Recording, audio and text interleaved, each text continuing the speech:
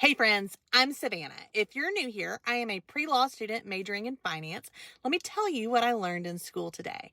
So, we're going to talk about a serial killer from Alabama, one who no one seems to know much about, but I don't know why because this man is one of the worst of the worst. His name is Jack Trawick, and he's known as the Irondale Lust Killer. Irondale is a small town just outside of Birmingham, Alabama.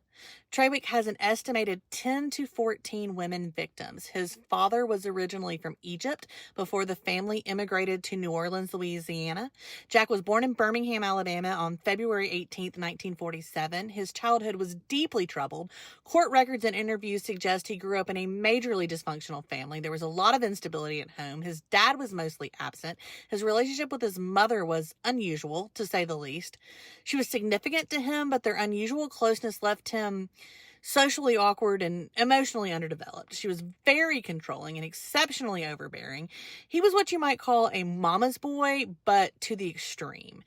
He was oddly dependent on her well into adulthood. Jack exhibited antisocial behaviors early on in his childhood. He struggled socially, had trouble making friends, was often isolated.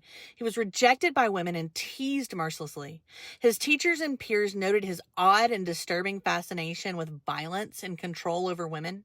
He had all the childhood behaviors consistent with the triad we've discussed before: cruelty to animals, fire setting, bedwetting. He attended a local high school and community college, failed most of his classes, dropped out and joined the Navy for a short time.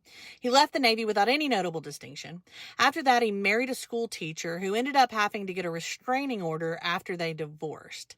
He moved in with his mama, worked at a local barbecue restaurant, and then an antique store, and this is where the story starts to take kind of an ominous turn.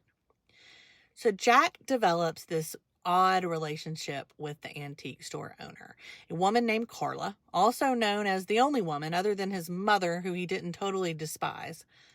Well, guess what? Carla had a van she let him use. His path to murder was gradual but escalating. He started by breaking into houses and stealing panties.